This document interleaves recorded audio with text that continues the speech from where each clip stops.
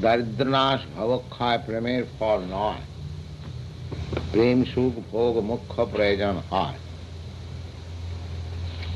So, by devotional service, one should not expect my miserable material condition may be improved, or I may be liberated from this material um, entanglement.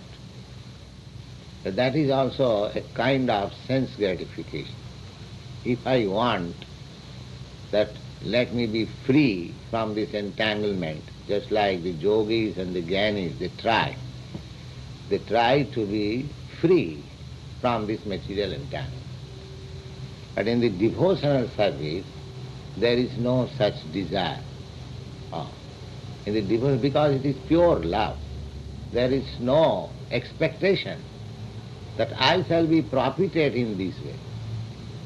No.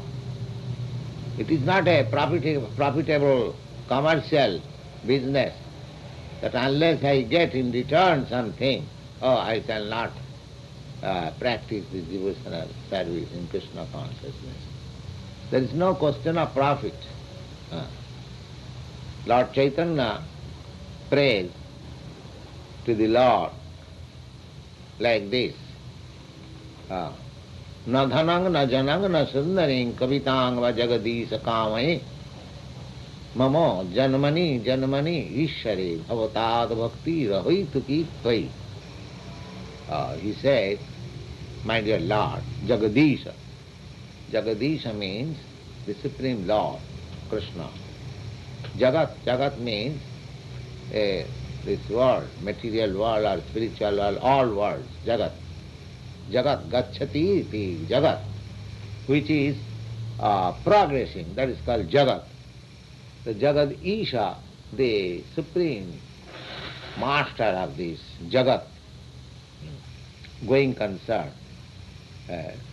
Jagadisha, oh, the supreme master of this Jagat, I pray unto you that I do not want na dhanam, I do not want any wealth, na janam, I do not want any number of followers, na dhanam, na dhanam, na kavitang bhajagadisha kamai. Kavitang means very nice wife, poetical.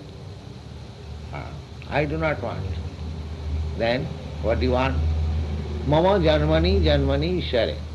Janmani janmani means birth after birth. So he does not want liberation also.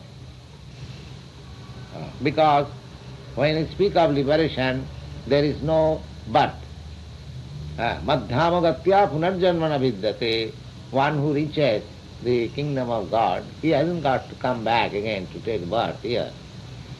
So here Lord Chaitanya says, Mama janmani janmani, birth after birth. That means I do not want liberation also. Mama janmani janmani. Then what do you want?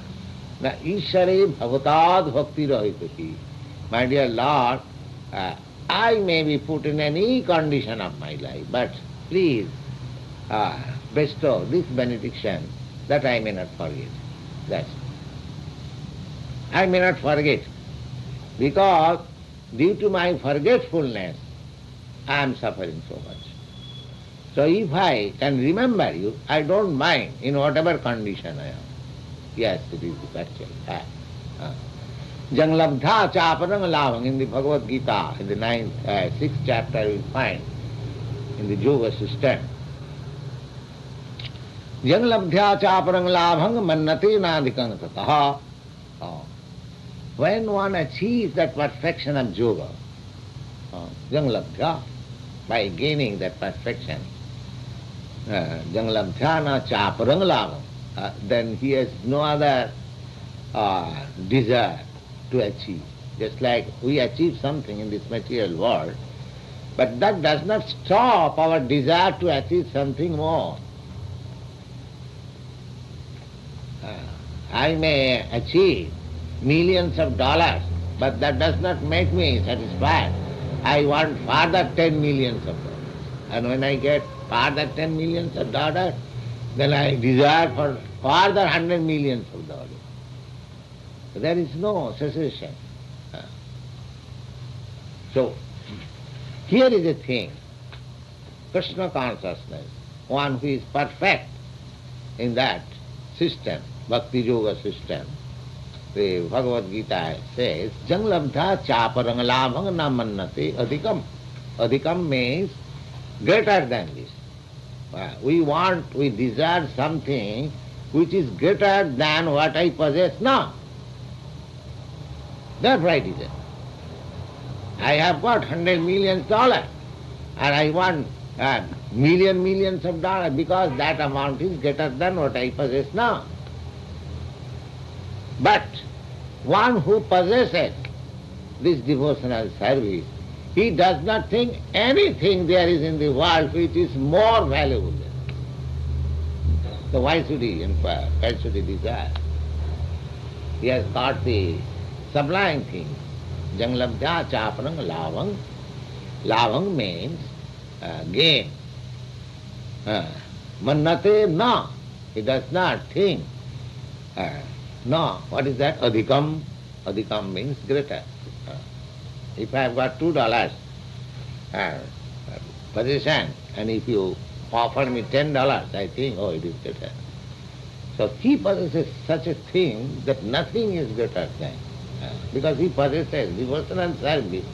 Krishna consciousness is not different from Krishna. So therefore he possesses Krishna, and what thing can be greater than Krishna? Therefore he is fully satisfied. Jang labdhya chaparang labhang mannati nadikang adata jasmin sthite gurunapi dukkhena na vichallate. And one who is situated in that condition, then gurunapi dukkhena, the severest type of miseries offered to him, he is not shaken, he is steady. Steady, just like a 5-year-old boy, Prahlad Maharaj, and his father atheist. Oh, you rascal boy, you are chanting God's name. Who is God? I am God. Why don't you chant my name? If you don't do that, then I shall throw you in the fire. Oh, he is steady. He said, Father, I cannot do that. This little boy. You nonsense, you cannot do that. How do you dare to speak before me like this? Even the demigods, they are afraid of me. Oh, yes, Father. By the mercy of whom you are speaking so nicely, so by the mercy of him I am speaking also like that. I don't care for anyone's mercy. So this is so much wrath of a severe father. Oh, he is not steady. Steady. So that is the characteristic of a pure devotee. Even in the greatest difficulty, even in the greatest danger, he is not shaken. He is steady.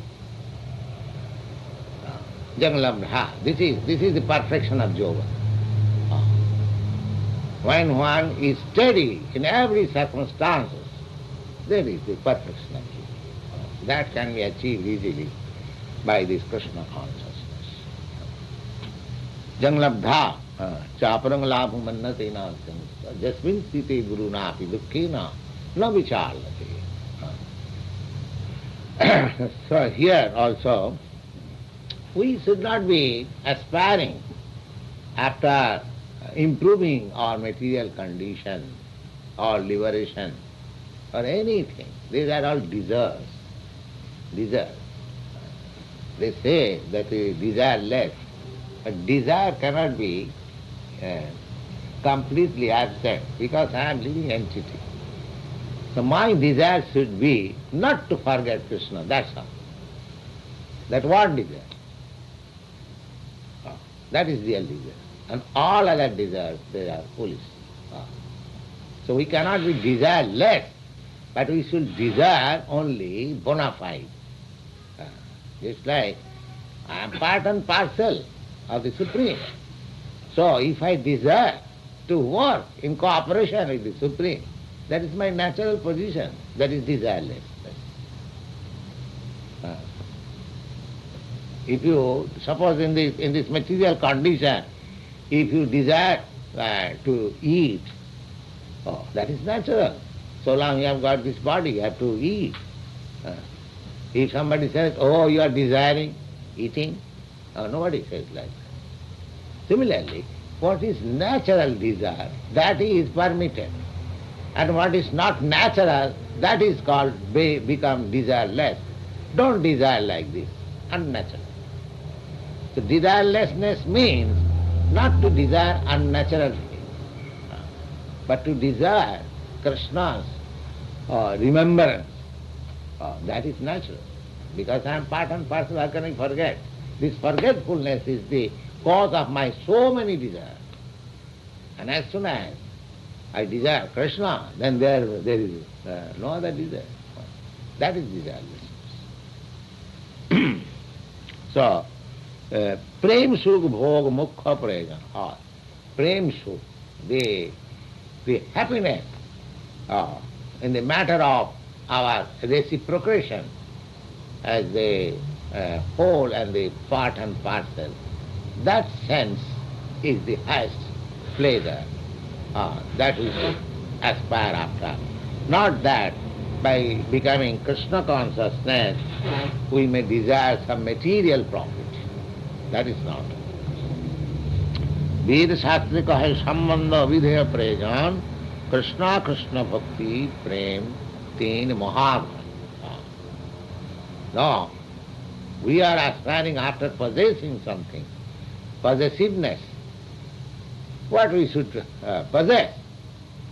The possession is Krishna, and desire is reciprocation between Krishna and myself, and the ultimate end is love. That's all. Just like we have got Parvati reflection of that love here, that between the two lovers, they don't want anything. He wants C, she wants C. That is desire. And there is reciprocation of loving affairs, and the ultimate end that they are peaceful in love. This is only perverted reflection of the real love, which is reciprocated with Krishna. Here there is no possibility of love. This is all lust. But we call it love because it is just the reflection. Just the real. That is real and it is unreal. That's like shadow and reality. There is gulf of difference between the shadow and reality. So whatever love we see in this world, that love is only a perverted reflection of the real love with Krishna.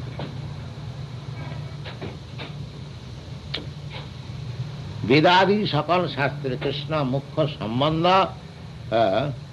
तार ज्ञाने अनुसंगे जाय माया बंध. So, a devotee is not anxious for liberation because his intimate connection with Krishna means he is liberated. One cannot be in intimate touch with Krishna unless one is liberated. So liberation and intimate connection with Krishna, the same thing. Jisam antagatam papam jananam punyakarmanam tedandam mahanirmakta bhajanti mang dirabrata. Jisam, have you got Bhagavad Gita here? Yes, just try to find out this sloka. I don't remember where it is. I think in the 8th chapter. Jisam antagatam papam jananam punyakarmanam tedandam mahanirmakta bhajanti mang dirabrata.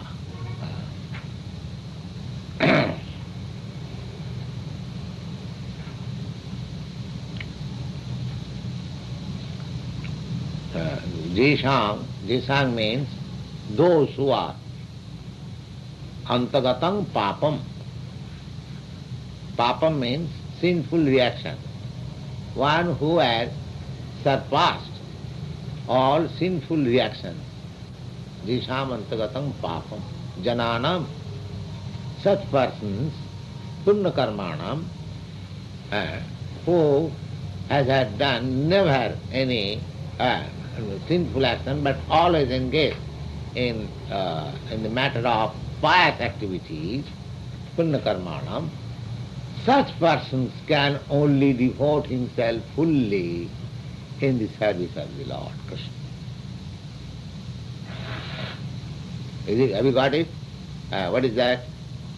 But those men of virtuous deeds, in whom sin has come to an end, freed from the delusion of dualities, worship me steadfast in their vows. Yes. So, to worship Krishna steadfast means he is liberated from delusion. That is mukti. One who has got still some doubt, why shall I worship Krishna?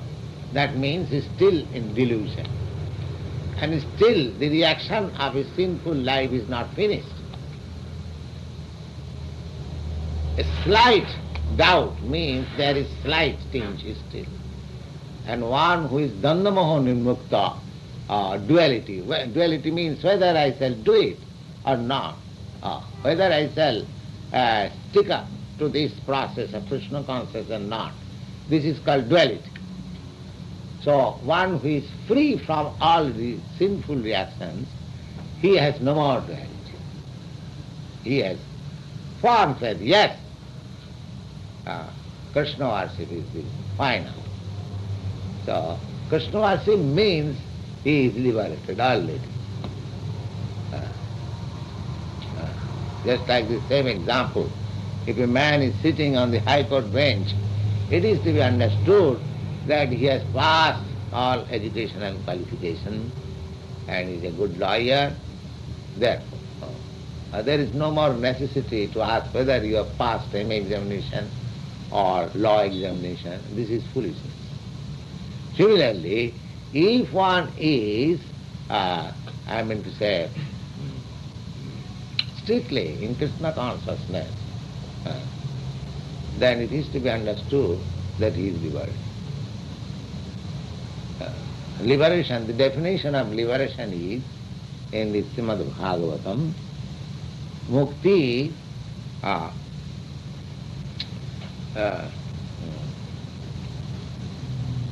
sarupena avasthiti, hitya annatha, mukti hitva annatha rupam, sarupena avasthiti.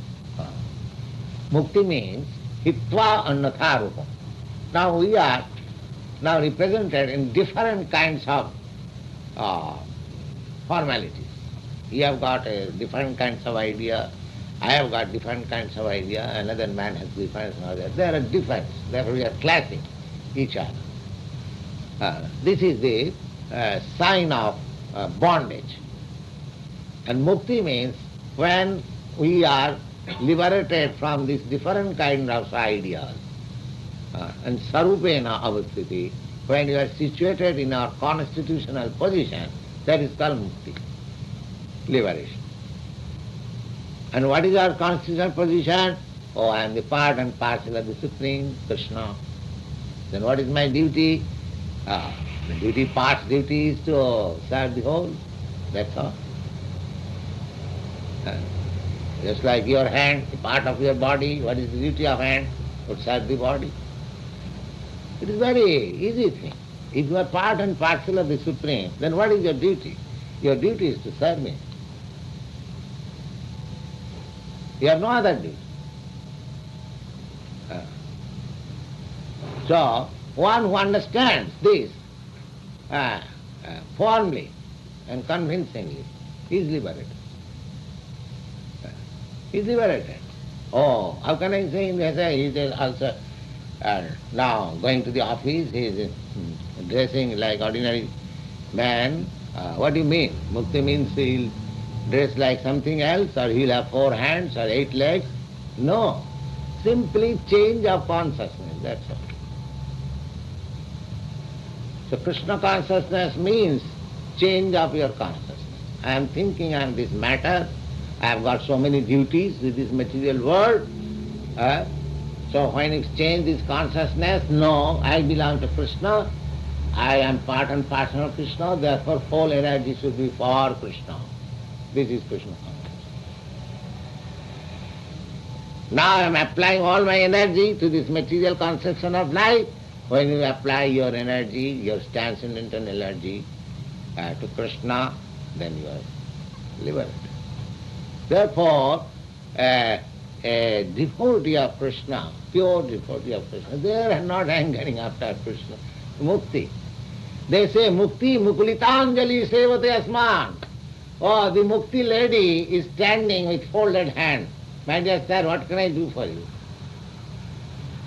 And devotee doesn't care. What can I do for me? I don't want your help.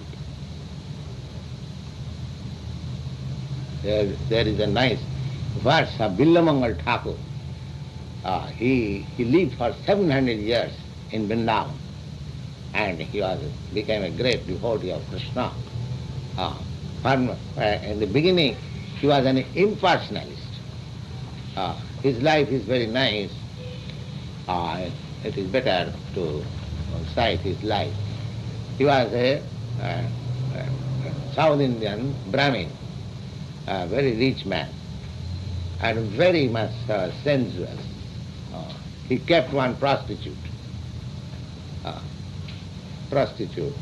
So he was so much, devoted to the prostitute that he was performing his father's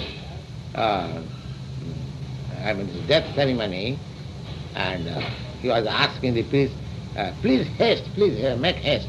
I have to go. But prostitute's house. So he was a very rich man, a priestly anyway. He finished that business. Then there was ceremony. He took very nice food stuff in a bag, and he was going to that prostitute's house. But when he came out of his home, it was raining torrently. So he never cared for that raining. He went to the river side. There was no boat, and the river was waving. The waves were very furious, and he thought that how can I go the other side? He was daily going to the other side of the river. Then, anyway, he crossed over by swimming. Then the prostitute thought, it is today raining, and he may not come. So he blocked the door and went to sleep. And when he came to the house, he saw the door is blocked, and it was raining still. So how can I go? So he crossed over the wall by catching one snake. Just see how much intensely he was attached. And went to the prostitute, and she was astonished. Well, Billamangal, his name was Billamangal. How do you dare to come here like this? He described, yes, I did this. The prostitute was astonished. Her name was Chintamani. The prostitute said, my dear Billamangal, if you have got so intense love for me, had it been for God, for Krishna, how would have been your life sublime? That struck him. Yes. He at once left and went away. Yes, you are right. Then he was Vrindavan, he saw another beautiful woman.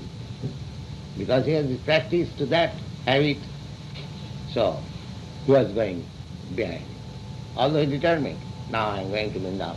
On the way, he was again attracted by another woman. So he followed that woman. That woman belonged to a respectable family. So he came and the woman said to her husband, "Sir, this man is following me. Please ask what is the idea." The husband asked, "My dear sir, you appear to be a very nice gentleman and you belong to a very aristocratic family. From your appearance, I understand. What do you want? You are following my wife." He said, "Yes, I am following your wife because I want to embrace her." "Oh, you want to embrace? Come on, embrace. Come on, you are welcome. Come on." So the wife also, "See, oh, here is a guest. See, he wants to embrace you and kiss you. So please decorate yourself nicely so that he may enjoy." So the wife also followed the instruction of the husband, because wife's duty is to follow the instruction. And when Billamangal came inside, before the woman, he said, "My dear mother, will you kindly give your hairpins?" "Yes." "Why?" "I have got some business." He took the hairpin and at once pierced his eye. So this eye is my enemy. And he became blind. He became blind. Then all of them, that's all right. Now, no more I shall be disturbed. So in that blindness, he was penanting austerities in Vrindavan. So by the grace of Krishna, Krishna came like a boy. "Oh, my dear sir, why you are starving? Why didn't you take some milk?" "Oh, who are you, my dear boy?" "Oh, I am a boy of this village. I am a cowherd boy. If you like, I can give you daily some milk." "All right, very good." So Krishna was supplying him milk. So there was friendship. And he has written that bhakti is such a thing that mukti mukalitanjali sevate asmat. And mukti is nothing for me. So this is his word. Mukti mukalitanjali sevate asmat. So we have no desire for mukti. When Krishna comes to supply milk, then what is the use of my mukti? So that's a great soul, Billamangal Thakur. It is worth to remember his name. For 700 years he lived in Vrindavan, and he has written a nice book which is called Krishna Karunamrita. That is a very authoritative book, Krishna Karunamrita. Lord Chaitanya picked up this book and he recommended all his devotees to read that Krishna Karunamrita book. Thank you very much. Do you have it? Do you have it? Yes.